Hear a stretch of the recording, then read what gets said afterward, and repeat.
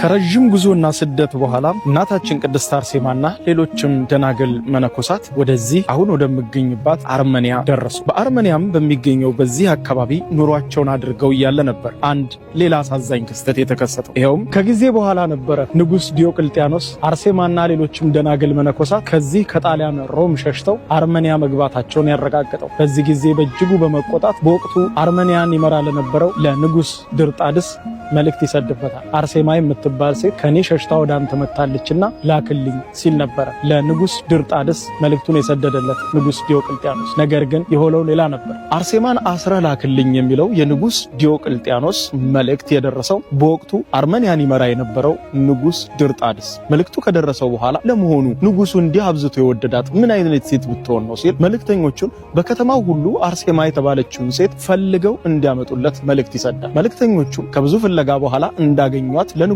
ሹክ ይላል። በፍጥነት አምጡልኝ ሲል ነበር የጠየቃቸው። በዚህ ጊዜ መልእክተኞቹ አርሴማን በመያዝ ለንጉስ ድርጣድስ ፊት ለፊት አቀረቧት። ባያት ጊዜ ይላል ታሪኩ። ባያት ጊዜ ንጉስ ድርጣድስም ለመጀመሪያ ጊዜ እንደተመለከታት በውበቷ ተማረከ። በዚህም ልክ እንደ ንጉስ ዲዮቅልጥያኖስ ሁሉ የአግቢን ጥያቄ ለአርሴማ ያቀርብላታል። በዚህ ጊዜ እሷም በድንግልና መቆየት፣ በክርስትና ሕይወቷ መጽናትና በገዳም ሕይወቷ እስከ ዘላለም መቆየት እንደምትፈልግ ገለጸችለት። እርሱ ደግሞ በጣዖት የሚያመልክና በወቅቱ የነበሩ ክርስቲያኖችንም የማይወድ እጅግ በርካታ ክርስቲያኖችንም ያስገደለ ንጉስ ነበረ ንጉስ ድርጣድስ። በዚህ ጊዜ ከፍተኛ ቁጣን አሰማ። እሷ ግን በተደጋጋሚ እንደማታገባው ንግስናውንም ሌላውንም ክብርና ሞገስንም ዓለምንም ጭምር እንደማትፈልግ እየገለጸች አረጋገጠችለት። በዚህ ጊዜ ተቆጣ። እንዲገርፏት እንዲያሰቃዩት አደረገ። በዚህ ሁሉ መከራ መሃል ግን የኔን ጥያቄ እሺ ብላ ትቀበላለች ብሎ አስቦ ነበር። ነገር ግን የሆነው በተቃራኒ ነው። አርሴማ በእንቢታዋ ጸናች። ብዙ ክርስቲያኖች ላይ የደረሰ መከራም እንድታይ ተደረገች። በዚያ እንደምታልፍም ቢገለጽላትም ነገር ግን እሷ በዓለም ላይ የሚያጓጓት ነገር እንደሌለ ንግስናም ሆነ ክብርም ሆነ ሞገስ በፍጹም የምትጓጓላቸው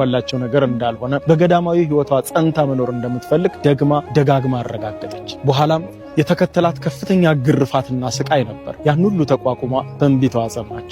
በኋላም ንጉሥ ድርጣድስ ዓይኗን እንዲያወጡ ትእዛዝ ሰጠ። ያም ተፈጻሚ ሆነ። ነገር ግን ይህ ሁሉ መከራ የአርሴማን ሐሳብ የሚቀይር አልነበረም። ስለዚህም አሁን በሚገኝባት በዚህ የቅድስት አርሴማ ቤተክርስቲያን በተገነባባት ቦታ ላይ ከብዙ ግርፋት፣ ከብዙ መከራ፣ ከብዙ ስቃይ፣ ከብዙ እንግልት በኋላ በእንቢታዋና በክርስትናዋ የጸናችው እናታችን ቅድስት አርሴማ አርመንያ ውስጥ አሁን በሚገኝበት በዚህ ቦታ ላይ ለዋና ከተማዋ የረቫን ቅርብ በሆነ ቦታ ላይ የመጨረሻ የሰማዕትነቷን ጉዞ የጨረሰችው እዚህ ቦታ ላይ ነበር። ዛሬ እዚህ ቦታ ላይ ይህ የአርሴማ ቤተክርስቲያን ተገንብቶ ታሪኳን እያወሳ የሌሎችንም ደናግል መነኮሳቱን ታሪክ እያወሳ ቤተክርስቲያኑ ዛሬ እንዲህ አለ። አሁን የምገኝባት ይህች አርመንያ የክርስቲያኖች ሀገር በመባል ትታወቃለች። ምክንያቱም ለመጀመሪያ ጊዜ በመንግስትም ደረጃ በሀገርም ደረጃ ይፋዊ የክርስትና እምነት የታወጀባት እንዲሁም እንደ ሀገር ለመጀመሪያ ጊዜ የክርስትናን ሃይማኖት የተቀበለች ሀገር ናት። ይህንን ያደረገውና በመንግስት ደረጃ ሃይማኖቱ እንዲታወጅና የክርስትና እምነትም የህዝቡ ሁሉ ሃይማኖት እንዲሆን ያወጀው ማን ነው የሚለው ነበር አስገራሚው ጥያቄ። ራሱ አርሴማን ያስገደላት ንጉስ ድርጣድስ ነበር። ታሪኩ እንደዚህ ነው። ንጉስ ድርጣድስ አርሴማን ካስገደለ በኋላ በህይወቱ ተቀበዝባዥ ሆነ ይላል ታሪኩ። ተቀበዝባዥ ሆነ። እጅግ በከፍተኛ ሁኔታ በመንፈስ ጭንቀት የሚታወቅ ጀመር። ታዲያ ከዚህ በኋላ ነበረ አንድ በክርስትና ሃይማኖቱ በመጽናቱ እንዲሁ በዚሁ በንጉስ ድርጣድስ ሞት የተፈረደበትና ምግብ እንዳይሰጠው የተከለከለ አንድ እስረኛ ጸልዮ ስላዳነው ነበረ በትክክልም የክርስትና እምነትን የተቀበለ። በክርስትና እምነቱ የጸና እጅግ ጸሎተኛ የሆነው ይህንን በእስር ቤት የነበረ ሰውን የንጉስ ድርጣድስ ሚስት ባለቤቴ ንጉስ ድርጣድስ በመንፈስ ጭንቀት እየታወከ ነው፣ ተቀበዝባዥ ሆኗል፣ ብቻውን ማውራት እንደ እብድ ያደርገውም ጀምሯል፣ እባክህ ጸልይለት በማለት ነበር የጠየቀችው። በዚህም ጊዜ ይህ ምስኪን ሰው ይጸልይለታል። ከጸሎቱም ብዛት እግዚአብሔር ለድርጣድስ ምህረትን ሰጠ። ታዲያ ይህንን ተከትሎ ነበር ድርጣድስ በስተመጨረሻ ሙሉ አርመንያ የክርስትና እምነት ተከታይ እንድትሆን በአዋጅ ያወጀው። ዛሬ አሁን በሚገኝባት በዚች በአርመንያ ውስጥ እጅግ በርካታ አብያተ ክርስቲያናት ይገኛሉ። አብዛኞቹም የክርስትና እምነት ተከታዮች ናቸው። ይህ አሁን የማስጎበኛችሁ ደግሞ ከኋላ የምትመለከቱት የቅድስት አርሴማ ቤተክርስቲያን ነው። ቅድስት አርሴማ እንደነገርኳችሁ በእኛ ሀገር አርሴማ ተብላ ስትታወቅ በዚህ በአርመንያና በሌሎቹ ዓለማት ደግሞ ሄርፕሲም የሚባል መጠሪያ አላት። እስኪ ይህንን ታሪካዊ ቤተክርስቲያን ላሳያችሁ። ተባረኩኝ ጠራኝ ጸሎቷ ልሳለማት ልሂድ ከቤቷ ፍቅሯ ልዩ ነው ደግነቷ እናት አርሴማ ሰማዕቷ። በነገራችን ላይ እስከ ዛሬ ድረስ የቅድስት አርሴማ ስዕሎች ተብለው በተለያዩ አካባቢዎች ላይ ሲሳሉ የምታያቸው ስዕሎች የቅድስት አርሴማ ሳይሆኑ አብዛኞቹ የቅድስት ባርባራ፣ የቅድስት ኪሪያኪ፣ የቅድስት ሉሲያና የሌሎችም የደናግል መነኮሳት ሰማዕታት ስዕል ነው የቅድስት አርሴማ እየተባለ በተለይም የቅድስት ሉሲያና የቅድስት ባርባራ እየተባለ ይወሰዳል። ትክክለኛው ስዕል ይሄ ነው። ምክንያቱም ትርጉም አለው። ራሱ ንግስናን ረግጣ ነው። እንደምታዩት በደንብ ይታያቸዋል። አላቅም ንግስናን ረግጣው አክሊሉን ረግጣው ከዛ የሰማዕትነት አክሊል ከሰማይ ሲመጣላት በስዕሉ ይታያል። እና በትክክልም ስዕሉ የአርሴማ ስዕል ሲሳል በትክክል እንደዚህ ነው የሚሳለው። ይህ ቤተ መቅደሱ ነው አሁን ያለውበት። ተባረኩኝ ጠራኝ ጸሎቷ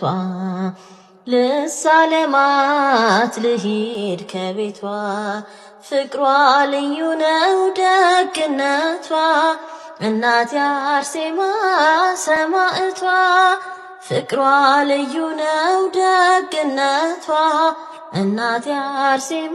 ይህ እዚህ ከጀርባ የምትመለከቱት ስዕል ደግሞ የእናታችን ቅድስት አርሴማ እናትና አባት ቅዱስ ቴዎድሮስና ቅድስት አትናሲያ ስዕል ነው እንደምታዩት እዚህ ጋር። እና ደግሞ ቤተክርስቲያን ውስጥ ከዚህ በኩል ትመጡና በዚች ቀጭን ዋሻ አለች። በዋሻዋ ደግሞ ወደ ታች ትገባላችሁ። በጣም ታሪካዊ ጥንታዊ ቤተክርስቲያን ነው እንደነገርኳቸው። ጽኑ ሰማዕት የእምነት አርበኛ አርሴማ ነይ ነይ ወደኛ ጽኑ ሰማዕት። ይህ እዚህ ጋር የምትመለከቱት ደግሞ የቅድስት አርሴማ እዚህ ቤተክርስቲያን ውስጥ ከስር አንደርግራውንድ ላይ ስትገቡ ነው ይህንን የምታገኙት። በዋሻው አልፋችሁ እንግዲህ የቅድስት አርሴማ ይሄ መቃብሯ ነው እንደምታዩት።